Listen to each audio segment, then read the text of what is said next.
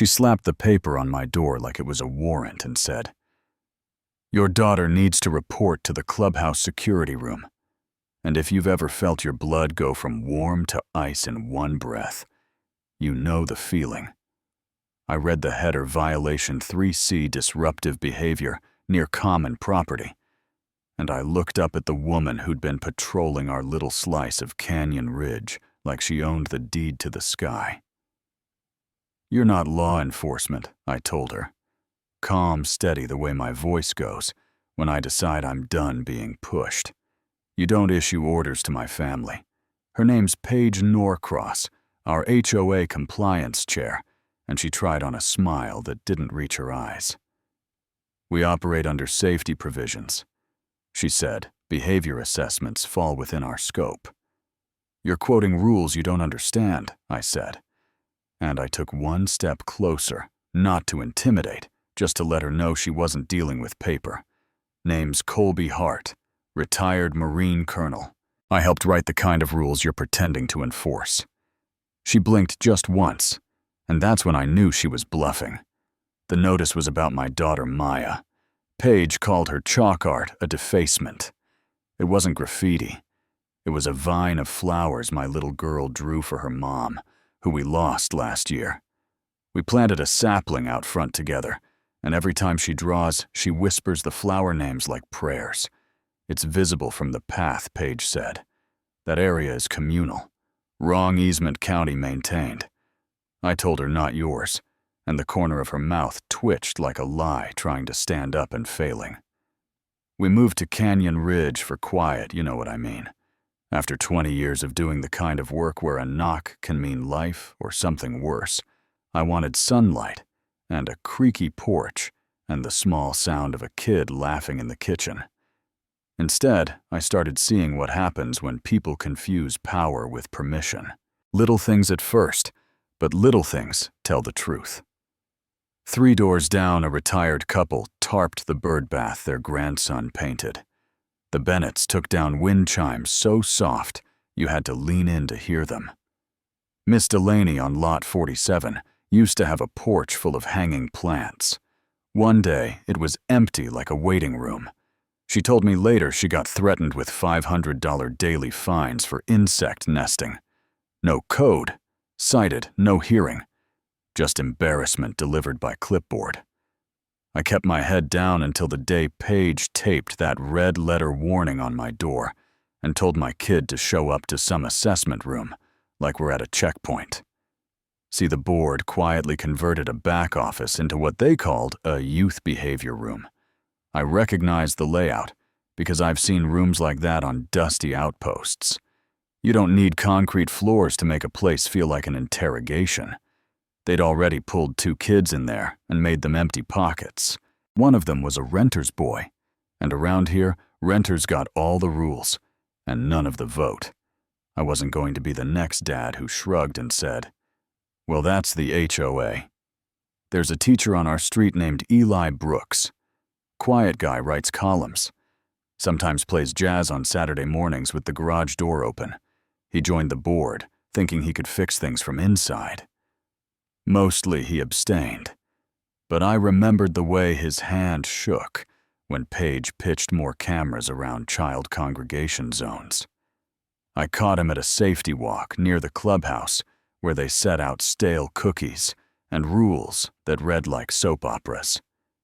He stood facing away from the crowd, tugging at his jacket sleeve over and over like the seam owed him an answer. "I didn't vote for the room," he said, without looking at me. I know I told him. We both stared at the sycamores like they were a safer audience. He said Paige kept no logs, no minutes, just her binder. "She calls it conflict resolution," he whispered. "But she searches backpacks. Kids stand alone. 4 months now." I asked about Maya, and he winced. "She's on a list." Paige wrote, "Escalate. Interview soon," in red. And that right there became a ticking clock in my chest. Paige tried to provoke me the next morning. "Hand-delivered notice. Big text, violation 14B, hostile conduct toward HOA officials. And if you've ever dealt with a bully who needs your reaction to make their story work, you know the move. She rolled up in a white HOA SUV with 2 volunteer patrol guys who looked like they'd rather be anywhere else. "This is your final warning, Mr. Hart," she called from the curb, chin high, like a tiny queen. "Refusal to comply will trigger a formal escalation." "You mean your intimidation protocol?" I said. And the volunteers found a real interesting crack in the pavement to study. I didn't give her anything to spin. I shut the door, and that night I started my own log. Times witnesses the way her car circled a little slower past our house at dusk. In Afghanistan, we called it framing. Make the target define themselves under your terms. Paige wasn't smart enough to invent it, but she was reckless enough to try. 2 days later, I walked the perimeter of the clubhouse like I'd done 100 times in places where it mattered, and listened. Her door was cracked. I heard her voice on the other side of the blinds, sharp and mean. A boy answered small voice. She told him to empty his pockets. Then the sound of a shoe hitting tile. I hit record. The door wasn't locked. I stepped in. The kid stood with one shoe off, holding it against his chest like a shield. "You don't belong here," Paige said, trying to make her voice taller. "He does," I said, nodding to the boy. "And he's leaving now. He didn't wait to be asked twice. He ran," she said. "You can't record without consent. Arizona's one-party consent." I said, "And I'm the party." Her eyes did the math and came back empty. "You're going to regret this," she said. "No," I told her, "you are. I didn't sleep out of fear. I slept like you do on a night you finally have enough to go from suspicious to sure." Next morning, I called a friend who works with a veteran-led legal nonprofit that watches local overreach. Major Brent Holloway picked up on the second ring like he'd been waiting for trouble. "You got audio?" he asked. "Audio dates a board member who'll talk, and a minor." I said, "2 minors. Jesus," he breathed, and he started the wheels. "Filing with the state's regulatory agency. Emergency review. If you want it public, he said, you'll want press." "Already on it," I told him, because I had another call to make.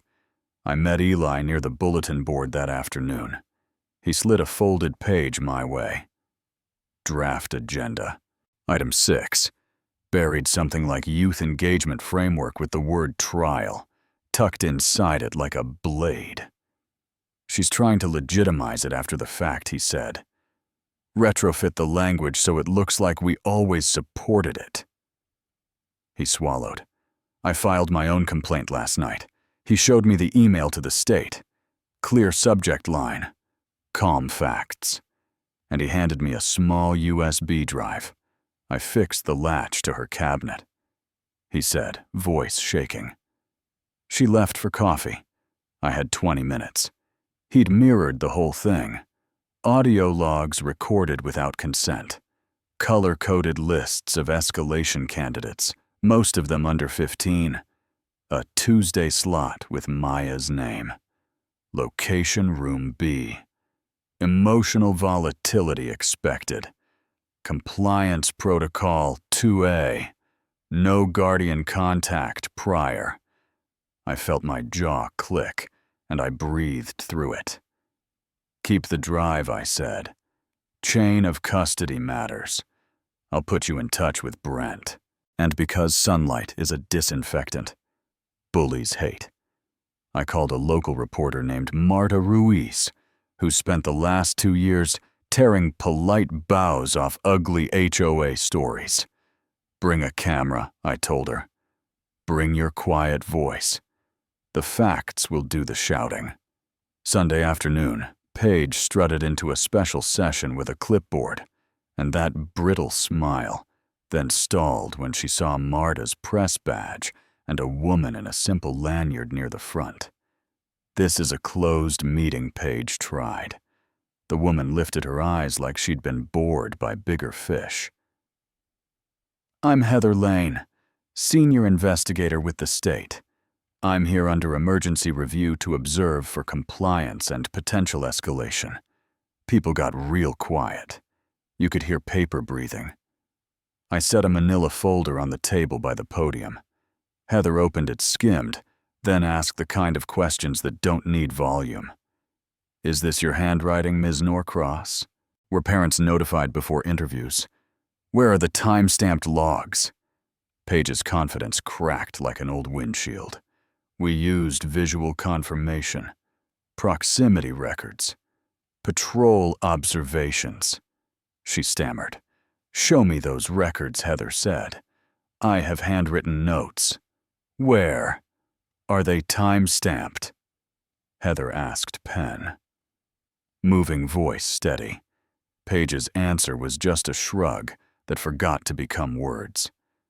And then something shifted in the room. Miss Delaney stood and held up the violation with no code. The Bennetts brought a compliance packet that told their 4-year-old not to loiter near landscaping. A man in the back started to clap, and then everybody realized they were allowed to feel again. Heather closed her folder and said what needed saying. Effective immediately, all youth oversight policies suspended current fines, paused follow-up notice, coming within 72 hours, and any member under review would be sidelined. She didn't say Paige's name. She didn't have to.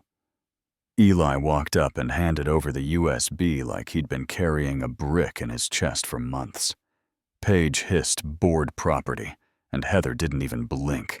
"He is a board member," she said. "He has the right to preserve internal records for compliance." Paige left. No clipboard, no smirk, just the sound of heels on tile and a door remembering how to close. That night, the neighborhood smelled like sprinklers and apologies. People held the letters I'd slipped in their mailboxes the evening before the ones that laid out the facts without heat. Even the renters came to the emergency session the next day. No vote, but every bit of voice.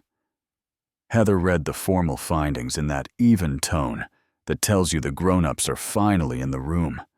A petition triggered a special election. Hands went up for who'd run. Folks pointed at me. I didn't want power. I just wanted peace. But sometimes peace needs a backbone, so I stood so folks could see I wasn't hiding. Eli spoke second, said he stayed quiet too long, and he was done with that.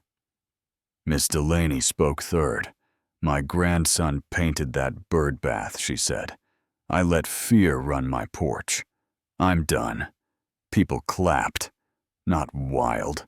Honest. The kind that lets air back into a room. The vote didn't crown heroes. It picked neighbors. Eli won a seat. Miss Delaney won a seat. I scraped by. Our first act was simple. We dissolved the so-called protocol, stripped keys to the room, and renamed it the Community Art Room. Maya cut the ribbon with a pair of dull scissors that still did the job. The kids covered the walls with color. My girl painted the vines bigger this time and wrapped them around the windows like they were holding the light in place. We stopped calling it the clubhouse. We started calling it the room, and it belonged to the kids. A month later, a letter showed up with shaky handwriting. "I'm sorry I didn't speak sooner. I was scared. You showed me how not to be signed, Jace's mom." Paige never came back. The state referred her conduct to civil court. Some porches still keep their lights on a little longer than they used to. That's how healing works. You check the locks twice until you trust again. We hold board meetings outside now when the weather's good. No closed doors. No assessment rooms. Just voices. Loud sometimes. Different always. Never silenced. I didn't win a war. I ended a siege. And here's the part folks fight me on in the comments. We didn't burn the HOA down. We rebuilt it. We made it honest by dragging the shadows into daylight. So tell me, where do you land? Is the problem the idea of an HOA or the people who find their way to the gavel and forget who they serve? Have you seen rules used like a weapon? Have you watched a neighborhood forget how to be neighbors? If you've got a story about overreach or about a time you stood up and found out your voice was louder than their clipboard, drop it below. Tell me where you're watching from, what you've seen, what you think was right or wrong. Hit subscribe if you want more real stories of regular people pushing back against paper tyrants.